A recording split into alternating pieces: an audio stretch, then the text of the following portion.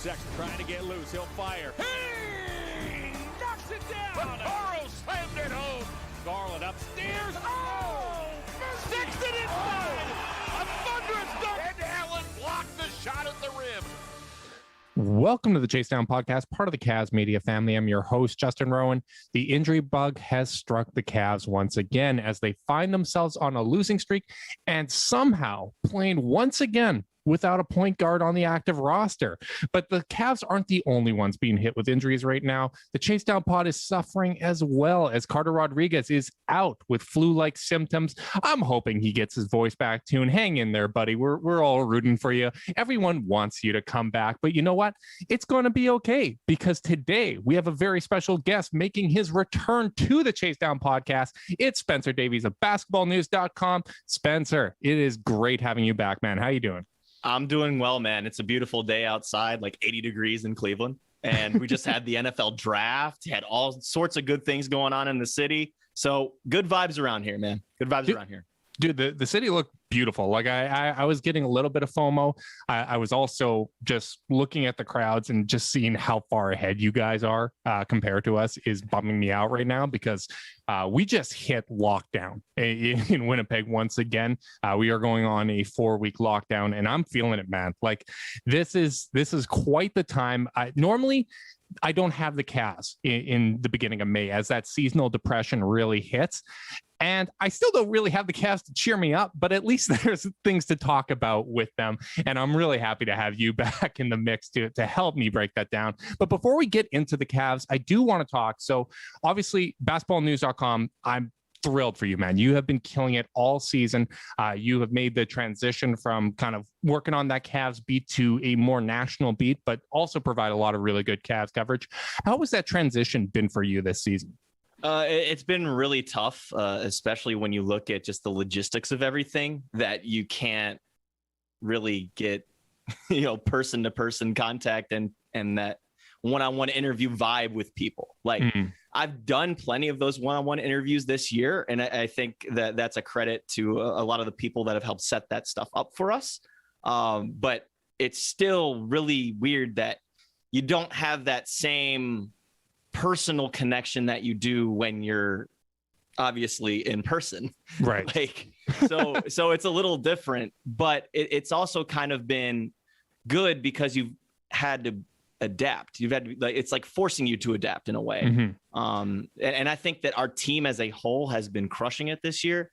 And you mentioned just the website. I think the growth of everything, the exposure that we've been getting, and just the quality of content and work that our team does is just so awesome. and I'm very happy to be a part of this team. And like you said, last time I was on this pod, I didn't have this. So it's for me personally, it's very rewarding to know that those years and years of work that I put in ended up kind of paying off.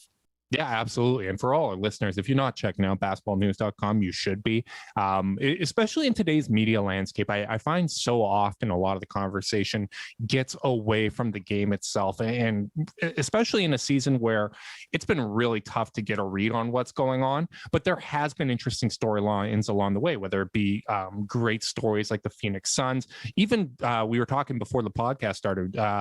For those that don't know, we're recording on Sunday afternoon, and we just watched Nets Bucks. And even the transformation that Giannis has made this season, just the versatility he's added to the game and kind of the wrinkles in their approach compared to last season, it's something that isn't really talked about a whole lot. And it's nice that you do have outlets like basketballnews.com that are providing kind of that nuanced breakdown and analysis that I think really the coverage overall is starving for something like that.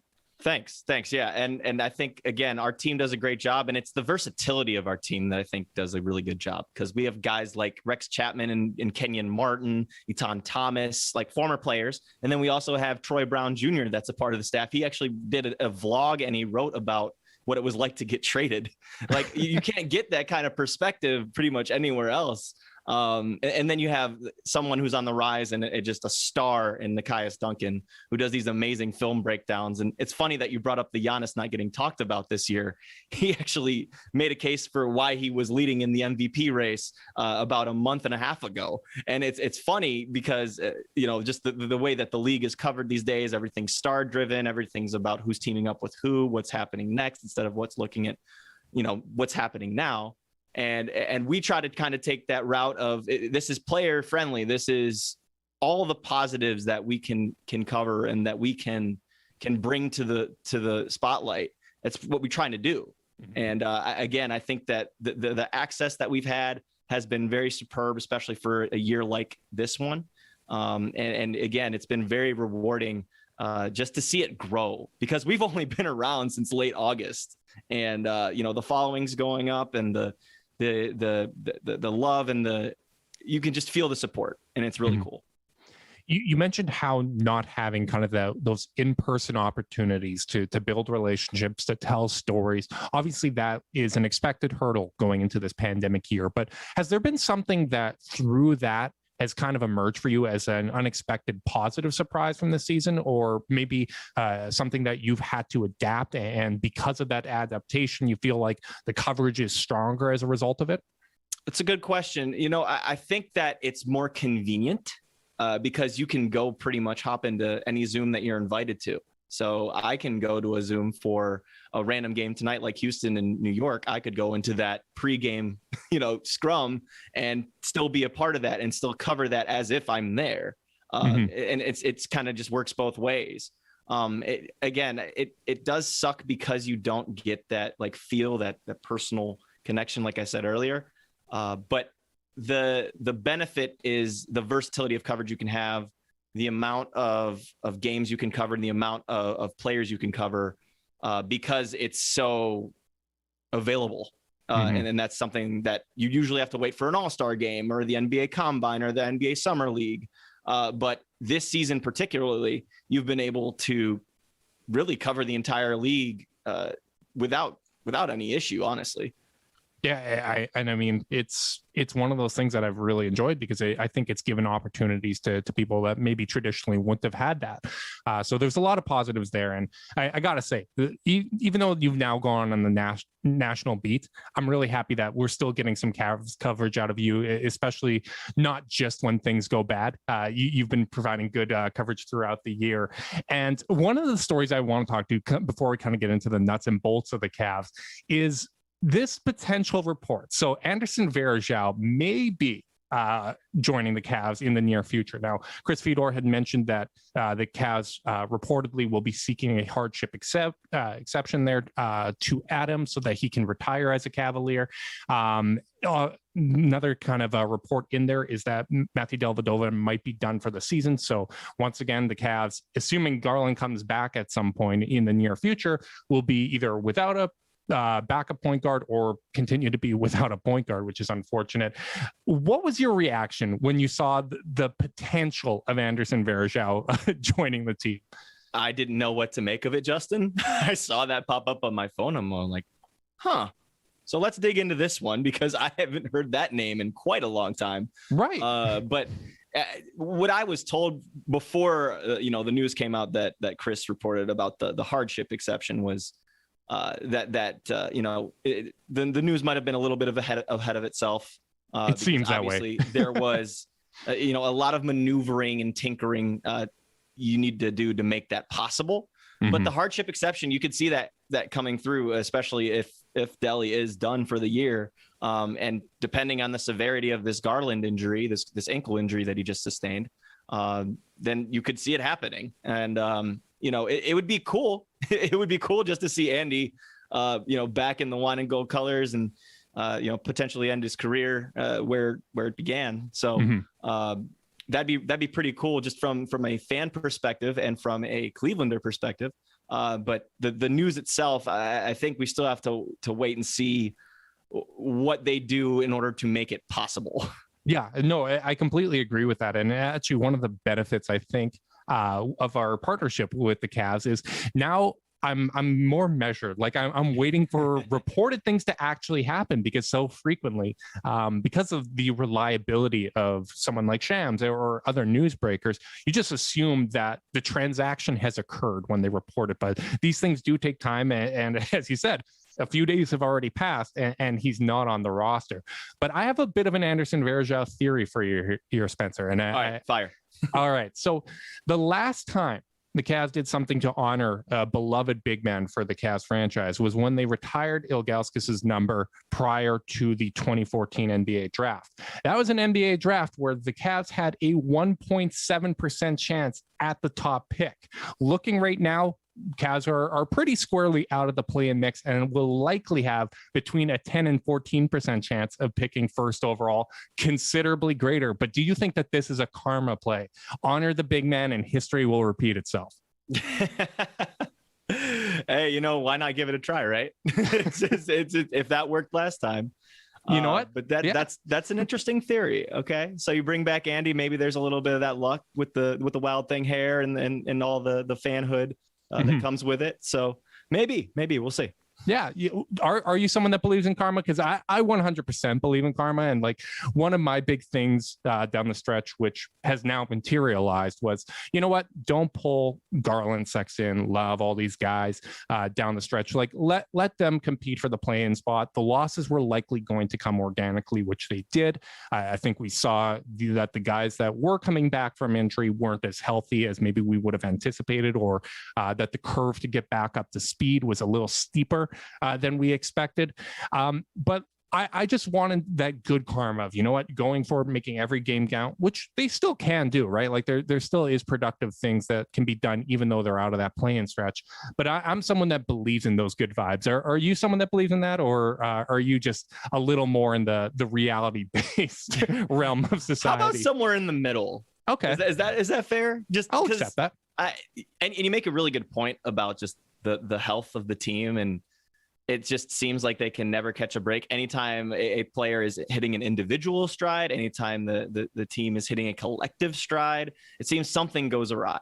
And it just sometimes it just comes down to some of these like freak accidents. You just can't avoid them, unfortunately. But like you mentioned, I mean, even in that stretch where they were talking about, getting to the play-in game and stuff like that, you had Collin Sexton miss, 4 or 5 games with a concussion. You had, what's with all the concussions, by the way? Yeah. There was that game against the Wizards, the first one, where 4 players, it was Lamar Stevens, it was Isaiah Hartenstein, Collin Sexton, and Larry Nance Jr. all got hurt from that game. And it was a really good game, too, that they played. So it just seems like a bit of misfortune, and it sounds like an excuse, but it's really just, again, the reality of the situation is you just watch it play out. It's a lot easier to look at this team and say, oh, they've been unsuccessful the whole year. There are stretches where they look pretty good. You're obviously pieces away and whatnot, but they have something growing there. They have a good core with these 22-year-olds, 21-year-olds. It's got potential. You just have to see it through. And I think I read somewhere that those like core players didn't play, like they haven't even played like 100 minutes together yet. Oh, like, it's ridiculous. Yeah, you went basically 3/4 of the season with those guys playing like a total of 2 minutes together. It's absurd. And now once again, as you try to like maybe build some momentum, which like Carter and I talked about on our last podcast together of, hey, you know what the Phoenix Suns did in the bubble where, you know, they gained some chemistry, they gained some momentum. Maybe you have an opportunity to do that. And again, that gets robbed of you as Darius Garland goes down with an ankle injury and leaving the Cavs without a point guard, which in itself is another opportunity, right? Now you have Jetty Osman, who's kind of stepped up in kind of that point forward role. Collin Sexton's going to be asked to do more passing, which unfortunately has become once again a topic, as The Athletic reported today. It was more of a Kevin Love story than anything else, but in there included a tidbit, Joe Varden saying that I guess reportedly some players have vocalized a frustration at times with Collin Sexton still not giving up the ball as much as they would like. What was your reaction as you were reading that reporting by The Athletic? I'm not a fan of interior dissension at this time of year. This is the time of year where you should be building towards something. You shouldn't be airing your frustrations. If anything, save that for the offseason. Like you've got 7-8 games left of the year. There's no reason to enter the summer with these negative vibes, especially for the strides that Colin has made and Darius has made. Like, I think it's just pulling apart instead of sticking together in this type of year. And this kind of chemistry you're trying to build and the culture that you're trying to build, it's not conducive to it. So like, right. You need to kind of find a way to express your frustrations privately. Honestly, I don't like the publicity of that. And maybe it gets better as soon as you win. We mentioned that earlier when we were talking about winning solves everything, right? But the two kind of go hand in hand. If you're not healthy, if you don't have experience together, though the wins are going to be hard to come by because it's the NBA. You have a lot of talented teams, and that's just the reality of the situation. And as we know, not much size at that forward position that the Cavs definitely are going to need to address coming up in this draft, in the offseason, however they're going to do it. But I think individually you can look at strides that guys have made and commenting on the negative instead of talking about the potential and the growth that those guys have had in their individual games, I think would be a lot more productive than to publicly air your frustration. Absolutely. And it's kind of, once again, kind of reflection of modern media right now, because that was a paragraph within a story on a totally different topic. But then once it gets aggregated, it's okay, now there's an entire article dedicated to this, which again, it's frustrating. You certainly don't want that stuff to come out publicly because there is merit to it. Like there is definitely examples that you can point to in each game where Sexton can do a better job getting teammates involved. I think that you can also acknowledge, hey, there hasn't always been consistent opportunities to develop chemistry, the type of things that really promote ball movement. And Sexton has been a efficient scorer that has also increased his assist totals. But within that, when you're going through a losing streak, as you air your grievances, like the little things that your teammates do that bother you become amplified. It becomes a little more frustrating. And this could have been a situation where you're listing things that everyone's got to work on, frustrations that you've had, and that one gets picked out and makes it into the report, right? Like there is a very long list that I could make about every single player on the roster.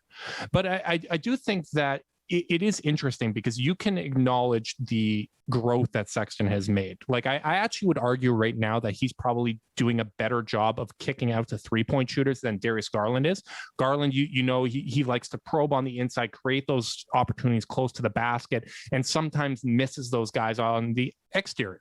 While Sexton is looking for those drive and kick opportunities because he now understands as I blow by my first man, which I'm capable of doing on a very consistent basis, if that help comes, I have to know where the open guy is, right? But especially with Garland out of the lineup now, I do think that there's an opportunity to continue to work on Sexton's playmaking skills, because at this point, it's the plan is no longer a realistic goal. And maybe developing some of that skill set and giving him game film to study where he either makes or doesn't make the correct read could be a productive way to use these final games. It could. And the thing with Collin, and you bring up a really good point about the spray outs, because I mean, when you're drawing two, that means somebody's going to be open. And he's even gotten better at the lobs too, if you look. So it's not just the spray outs. He's gotten better at lobs. Just the ones over to Jared Allen earlier in the season, the ones to JaVale. So that area of his game has grown. And that's even tougher to defend too, if you look at it, because you don't know whether he's going to pull up, do the floater, or do the lob. Like, so you have all those options. And the same goes for Darius too, because when Darius is doing his herky jerky stuff, which is a little bit different pace that Collin plays with, it's the same kind of deal where guys are kind of picking their poison. Mm-hmm. So again, those two developed like so much in the past few months. But Collin, particularly with me, is his off-ball game that has been really good. Just moving without the ball, willingness to shoot the threes. And the thing too that really kind of bothers me, the way that Collin is covered, or is talked about, I should say, is that, you know, there's a selfishness or something. For me, you have to score. You have to score, and this isn't a very good offensive team. It is when it clicks and you have the full roster, but someone's got to score. I mean, and yes, the efficiency matters, but when you're down someone like Darius Garland, who's giving you 16, 17 a night, more like that 20 a night since the post All-Star break, then you have to have somebody who takes on that number one role. And if you know, teammates aren't taking shots, or if they're turning them down when they get them the looks, then what else can you do? Right. So the opportunity to hone in on his playmaking skills this last stretch, I would agree with that. I also wouldn't count on it long term in that manner, because he's more of a secondary playmaker and somebody who kind of puts pressure on the defense, and then like you said, find guys on the outside. Mm-hmm. Darius is going to be more of that maestro type. And you mentioned Jetty too. How about a random 11 assists against Miami? that was, it is very he came ironic. Back out again. He is an interesting player. He is very interesting. It's kind of ironic that this came out right after Sexton had a 25-8 game, right? And then he had, what was it? He had like 10 the other day too, as well, before that. Right. And it's funny because I think, and shout out to our buddy and a friend of the podcast, Jason Maples, but he basically said, stop microwaving these players. Like, they're not finished products at 22. And I think, like, even from a way that we analyze and discuss this story, there might be grievances within the locker room. That doesn't mean the teammates have necessarily given up on Sexton or that somebody has to go. And like, that's always the conclusion that people will jump to. But like, the frustration, airing out where teammates need to go, need to be better, that's part of a healthy culture. You just don't want that going external, right? Like, that's when all of a sudden it's okay, this is no longer a positive that these critiques are being discussed, because it's now being litigated through the media, which you never want to be the case. But like, even looking at raw assist numbers, like I think and this is something that I pointed out before, where I wanted Sexton to get up to 4, which he's now done this season, which I think is an accomplishment that's worth celebrating, because guards like Jamal Murray, Donovan Mitchell, Devin Booker, they're all kind of around that 4 assists. But you also, you can go off of just the raw numbers in situations like this, because Mitchell, as an example, which I think is a player that he should strive to be like, when Mike Conley's on the floor, he has a 21% assist rate. When Mike Conley is off the floor, that goes up to 30.2, which is kind of almost at that like Garland like level. levels. Whereas right now, Sexton, it's 18 when Garland's on and 24 when Garland's off. Now, Mitchell didn't come into the league being this kind of a passer. It's something that he's worked on as well. But I think even playing off ball for Sexton, he needs to understand how to use his athleticism to create opportunities for other guys in situations other than drive and kick. Because as you mentioned, right now, yeah, there isn't a lot of other options to provide reliable, efficient scoring. But in the future, they're going to be adding another lottery pick, another top 10 pick. Isaac Okoro is going to become more comfortable and be able to contribute more offensively. Darius Garland, we see, is making big strides offensively. That's why the off-ball growth that you noted with Sexton's important. And he's got to continue to find ways to maximize other players and be part of the collective. Not saying that he's a selfish player or anything like that. That is just realistic goals and next steps, in my opinion, when you're talking about his development. Yeah, and it should be. And you mentioned, the off-ball stuff.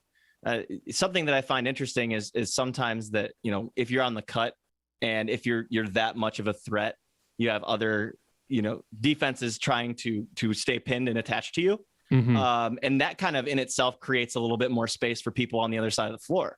So maybe he gets to that level. I mean, he's been consistently a 37, 38% 3-point shooter. Yeah. So he's not going to be, that catch and shoot guy all the time. But if he brings that level to his game and continues to be consistent in that area, I think that he could make noise in that way as well. Just kind of dragging defenders with him as he's cutting and staying in perpetual motion. Maybe that's maybe the next step for him. But again, I just think the overall growth, knowing when to pull up for the mid-ranger and recognizing when the defender's dropping or if he's coming up on them, blowing by guys, the lobs, the spray outs. I think that it's all there, and you're just going to put it all together one year. And if it's not showing through the numbers that he has this year, because the numbers are very good, then it's going to show at some point or another, or it's gonna,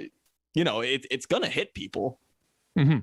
Well, see, the nice thing with it is, he's working on it, right? Like, we've seen consistent growth in the playmaking department from him. It's almost like the 3-point shooting for the Cavs. As they get healthy, all of a sudden that 3-point attempt rate goes up. They know what they're supposed to be doing. Just sometimes they revert to old habits. It's the same thing with Sexton, right? Like, you see the attempt to add that playmaking. You've seen him work on those driving kicks. You see him, as you've identified, figuring out when those lob opportunities are there and when to feed guys on the inside. Sometimes it results in turnovers, but when it comes to Garland and Sexton, I'm fine with turnovers at this point, because I would rather them get turnovers attempting to do the right things than playing safe basketball to maintain a good assist to turnover ratio. Like, at this point, advanced stats be damned. Like, go out there and try to sharpen your skill set and to figure out what those limits are. And then when you figure out those limits, you have to decide, okay, is this a decision-making thing? Is this something that I can improve and make part of my game through physical transformation? Like, this is all stuff that's really instructive, especially as you go into an off season. So I think when a story like this comes out, you can take it at face value and go, okay, doom and gloom. Once again, like, there's some friction in the locker room. Like, everything has to be fine on a team that's losing and missing the playoffs when playoffs were the goal. That's going to happen, right? And the flip side might be to go too defensive, where it's, oh, well, who else can score? There's no one to pass to, blah, blah, blah. I think ultimately taking either side isn't productive. Understanding and acknowledging the opportunity for Sexton to continue to improve and just go with the correct opinion. Like, you don't have to go to one extreme to bring people over to your side, because I think we've all been online long enough to know that that's never going to happen. Just, you know what? Be better. Be better than it, right? Like, and I'll just say too, like, I think the reason that it also kind of hurts is just that Colin's just kind of been a punching bag ever since he entered the league. So when things like this come out and it's just consistently talking about how he doesn't want to pass or he's a selfish player, I feel like it's unfair, and he has not gotten covered the same way as if, some of the other younger players make mistakes. And I truly feel that way. And I think it's just kind of unfair the way that he is portrayed, because kid works his ass off. He really does. And he's probably, I would take him over anybody in that draft class as far as work ethic goes, as far as wanting to be great, wanting to do the right thing. And he's still learning. Like you said, he's 22 years old. The core four of this team is all still on rookie scale contracts. I mean, and if the expectation inside of that locker room is higher, that's good from that perspective. But when you look at the outside and how little time that these guys have spent together, then it's a different kind of feel, and knowing that group needs to gel still. It's not going to happen in a season, folks. It's just not going to happen. Yeah. Yeah, I think that's safe to say. And I definitely get where you're coming from when it comes to the coverage of Sexton. Like, he was somebody that, like, even I had to overcome, like, this is the return for Kyrie, right? Like, in his rookie season, and he was such a raw player. I didn't like the pick at the time, but he's someone that's won me over with his work ethic. I think most people would call me a Sexton believer at this point, as I wear my Sexland shirt. I'm really encouraged by his consistent growth. And the nice thing is that when these situations have come up in the past, it's been channeled into, all right, I'm just going to keep getting better. I'm going to win people over.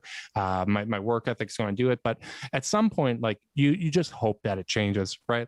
And to be particularly clear too, like, that doesn't mean he's beyond reproach. He has these situations where he goes into double teams and gets blocked at the rim. Like, those things you have to eliminate. You have to eliminate, silly turnovers and those things. Obviously, you have to be critical and be fair. So he's not, like, beyond reproach by any means, but I just think that the positives have definitely outweighed the negatives when it comes to Sexton's growth.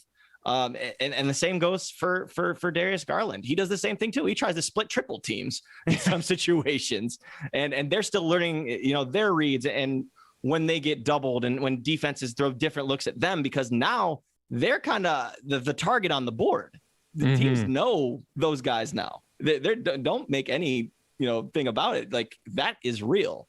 Yeah. So adjusting to that and adjusting to the different coverages and double teams and schemes and all that stuff, that's another area of growth that probably still won't come for another 2 years or 3. Yep. Yeah. And it's not an indictment of them that they're still a learning curve, that they still have to get better. I mean, look at some of the other examples. Like, I think as well, when you're a team like the Cavs, where you're not in the playoffs right now, there's not a lot of reason for people nationally to tune in. A lot of the, like, early narratives that form for a player stick there. Like, even Steph Curry would be an example of got the rep as a bad defender and then became a good positional defender and contributed positively on that end, but he got stuck with that rep. Kyrie Irving as an example, like, selfish player, doesn't play defense. We saw him step up defensively for the Cavs in the playoffs. He was a better passer than Sexton was and still got that never passes reputation. Ultimately, what it comes down to is winning solves everything. Like, it's a really boring answer, but you can try to establish as good of a culture as you want. You can do all the right things. You can have the vets in place. But if a team's losing, cracks are going to show, grievances are going to be aired. Obviously, we don't want that to occur publicly, but you got to go out there and, like, earn it. Like, this team has to be better before you can expect the coverage to reflect the nuances in your game. Like, you're not incentivized to say, hey, when you're in a losing streak and you're, let's say it's a veteran player, I'm not making any accusations of who it was. Like, it's the report said multiple people, but let's say, as an example, because early in his career, the veterans complained that he didn't make reads. If you're a veteran player, and Sexton's maybe improved by 25%. He's going from 3 assists to 4. You don't acknowledge those nuances when he misses you when you're open on the 3-point line, right? Like, it's just frustration. So I think being fair and acknowledging the improvements he's made is probably the best way to go about it, because at the end of the day, this isn't something that's worth pulling your hair out over. But moving on and actually circling back to what we were talking about earlier with Jetty, he looks way more comfortable when he's starting and when he's got the ball in his hands. The point Jetty experience has actually worked recently. Like, we've seen multiple examples of him playing better. I want you to weigh in on what you think is the biggest contributing factor here? Do you think it's just, hey, I have a set amount of minutes, so I'm not going to press as much? Is it the fact that he has the ball in his hands a little more frequently? Or do you think it's the time away that he had to kind of gain composure and get back to the basics? I think just all three of those, man.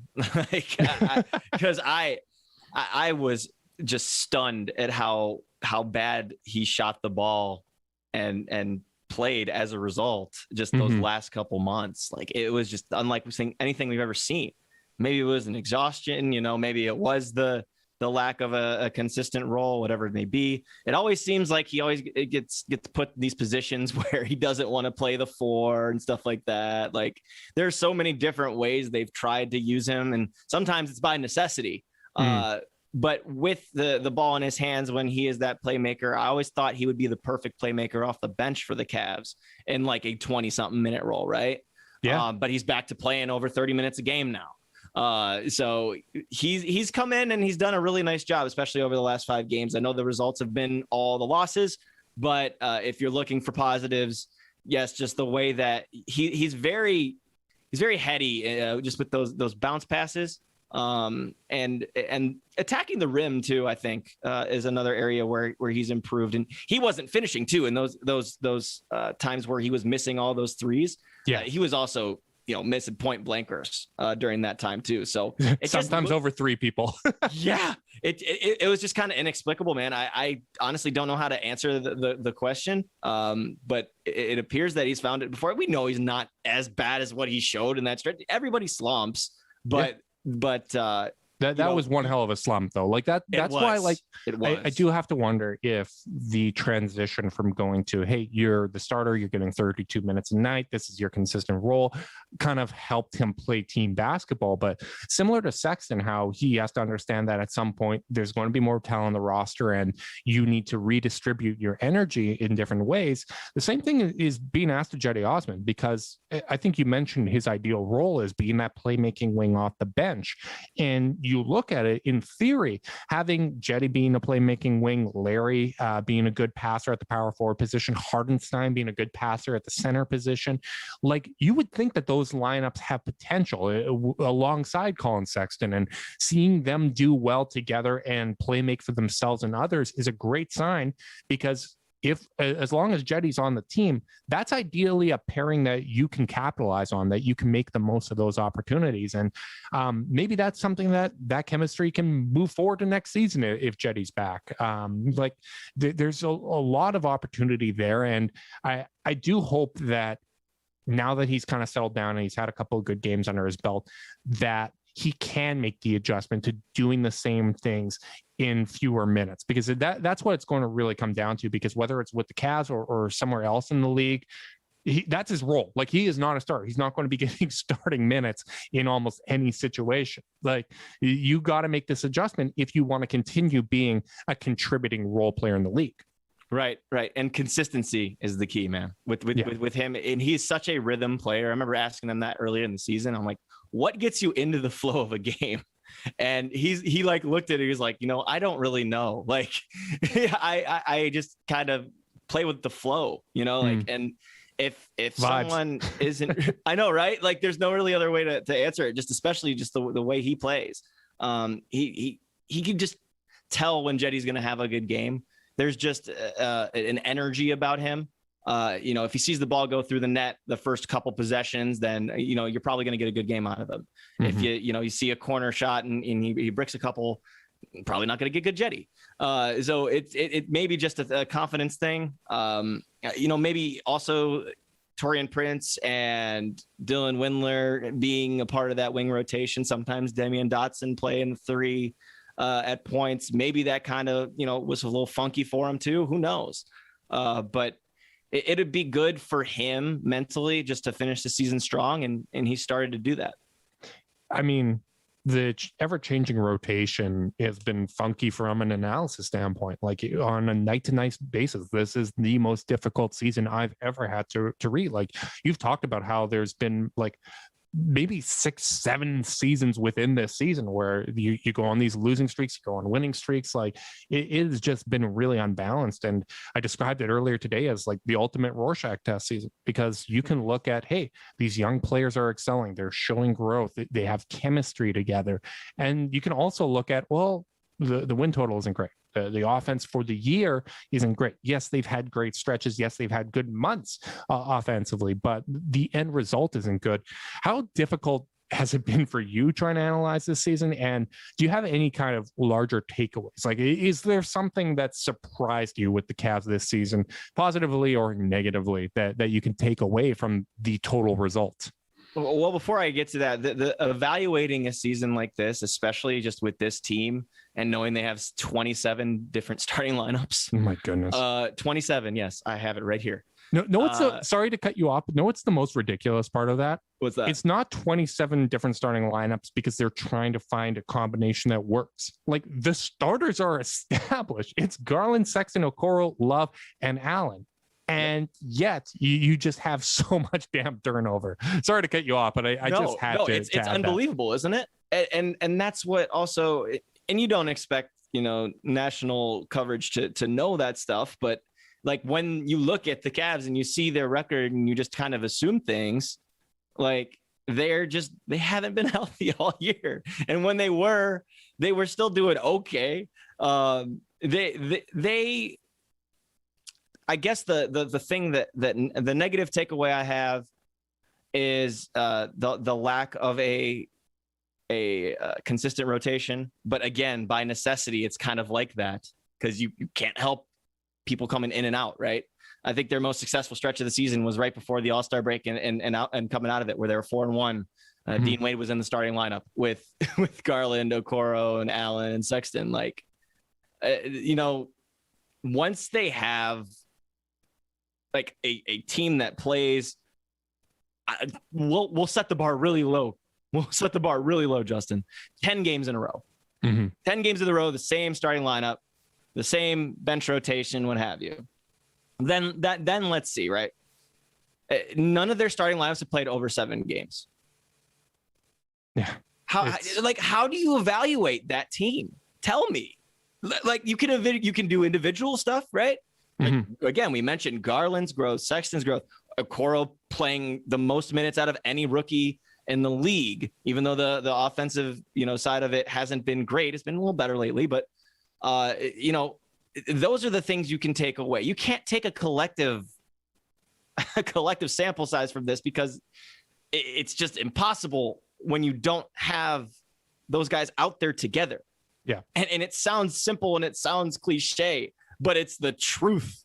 Yeah. It's the God's honest truth. I mean, we had Kevin O'Connor on the podcast, and he said the same thing, that even for the good teams, like there's nothing you can really take away from these regular season results. And it's funny because what we like to do on this podcast is lay out the entire situation. Like when we were talking about the Kevin Love mishap there, we outlined every factor that goes into it. We will give our opinion as well, but we like to give a balanced view because then people can make their own decisions from there. I try to do the same thing with this season because you can look at the difference between playing at home and playing on the road. Well, those road struggles that are really a big deal for the Cavs and have caused those road games to be so much worse.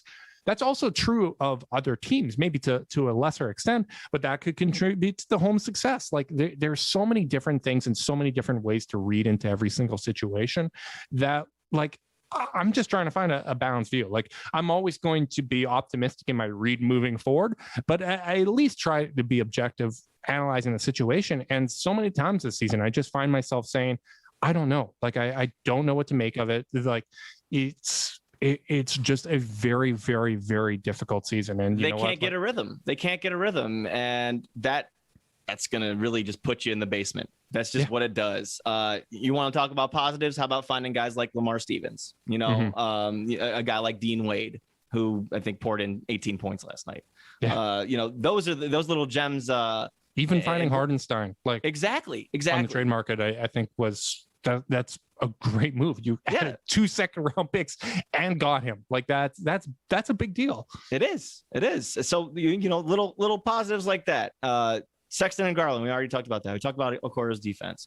Jared Allen just being smarter than every other center that he plays against. Yeah. like those are the things. Those are the things that I think you could take away. There is no giant generalization or conclusion you can have. That's where I'm at.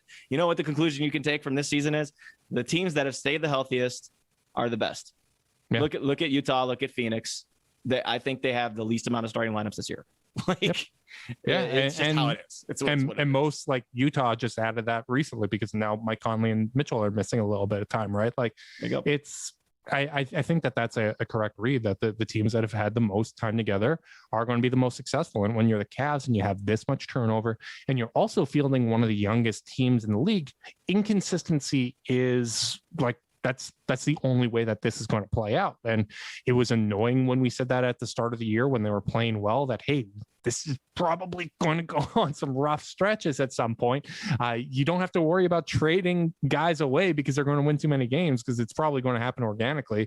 And I think even with that qualifier, I think this team is better than its record. Like that, I think so too. Looking at all the factors, this team is better than its record. And at the end of the day, like, that works to their benefit. If that's true, and if my read on this is correct, that's a very good thing, because they're likely going to be picking higher than they would if Kevin Love played as many games as he did last year, if they had chemistry, if they had continuity, like if they were healthier, if Larry didn't miss as much time, they probably would be picking later in the draft. And you look at these last couple of weeks, they don't play a team that's not in the play-ins, like in the playoffs or in the play-in. Like, it is I think it's among the three toughest remaining schedule. They're only playing good teams. They're going to be shorthanded for those games. Frustration is going to bubble up. There's probably going to be another piece or two that's negative, but at the same time, you're about a month and a half away from the draft lottery. The news cycle is going to change. People are going to forget this stretch. It's not going to be fun to close out, but you just look at individual performances and see if there's any growth to be had there, right? Like, if guys can figure something out in these games that might be quote unquote lost, depending on who you're talking to. And as simple as it sounds, too, another takeaway that I can have from the season is the young guys got a lot of experience in high stakes moments. Mm-hmm. And I think that will bode well for them moving forward as well. Quite a few of these games, 2-3 possession games that they've been in down the stretch. Sometimes they've not executed and turned the ball over and miscommunicated. Others, like the game against Charlotte and the game against, Chicago, those games, they ended up stepping up in the big moment, right? Yep. It's going to happen it's going to happen fewer times than what you see from the established stars and the established players that have had years and years and years of experience in this league, but at least they're in those situations. And I don't think they were in that many close games last year. No. And it's kind of funny because the first half of the year, or I think before the All-Star break, they hadn't lost one of those close games. Like when it got into the clutch, when it got into overtime, they won every single one of those opportunities. And ironically, as Darius Garland became better as a player, taking on more responsibility, he's had moments where he hasn't done the right thing in those situations, where he's turned the ball over. But again, that speaks to what I was talking about before, whereas maybe he wouldn't have tried to do something in those situations in the past. They went to an established guy like a Larry Nance or an Andre Drummond or a different veteran option in those moments. And yeah, you got the positive result. But now Garland, more confident, trying to step up in those situations. Pass or fail, that's great experience. And I think that's a really smart point for you to bring up there, Spencer. Thank you. I appreciate that. Yeah, no problem. Anyways, I really enjoyed having you on here, man. This has been nice to talk it through, to talk about what's going on. Is this your therapy session, Justin? A little bit, again, lockdown, not really talking to a whole lot of people. I got you, brother. It hasn't been a lot of fun. Obviously, online has not been very fun because anytime there's angst and these situations come up, people don't have the best time online and reactions can become a little extreme. So having you on to provide the perspective has been really, really great. Do you have anything that you've been working on lately that you'd like to plug, let the audience know about? Oh man, everything on basketballnews.com. Just me and my teammates doing an excellent job. Like I mentioned earlier, we've got, former pros, current pros, amazing writers. Our podcast network is doing great. We just had Stephen Curry on a couple weeks ago with Rex Chapman, and that's exclusive to us. So that was pretty damn cool. amazing get for Rex, and a hell of a job that he did there. Alex is doing a great job of getting these interviews and exclusives, by the way. Mm-hmm. And I'm trying my damnedest to doing the same stuff. So that our podcast network, if you want to follow my podcast, it's Keep It at 94 with Brian Fritz, and that's on our website. Little podcast tab there to the left. Click on that and you'll see ours and 9 other great podcasts for you to listen to. So you can also find it wherever you got this podcast. Wherever you're listening right now, you can find Keeping It 94 as well. I appreciate that. Yeah. But yeah, homepage always looks beautiful. We have an app. If you want to download our app, it's called basketballnews.com. And we've got push notifications, all that good stuff.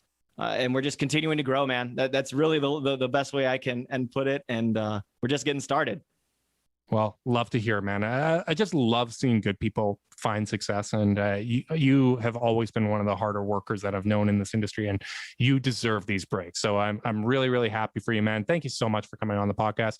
For listeners as well, this selfish jerk didn't plug his own Twitter handle. Spin Davies. Go follow him on Twitter. Go support Basketball News. Thank you guys so much for your support. If you're listening on YouTube right now, like and subscribe. It's the best way to help us show up in the algorithms. If you're listening via podcast, leave a rating, leave a review, subscribe, unsubscribe, resubscribe, and help cook those books. If you want to be part of the Chase Down's exclusive Discord chat, you can do so by sending a screenshot of that review to chasedownpod@gmail.com. However you choose to support us, we really do appreciate it. Make sure you guys are staying safe out there. And until next time, go Cavs.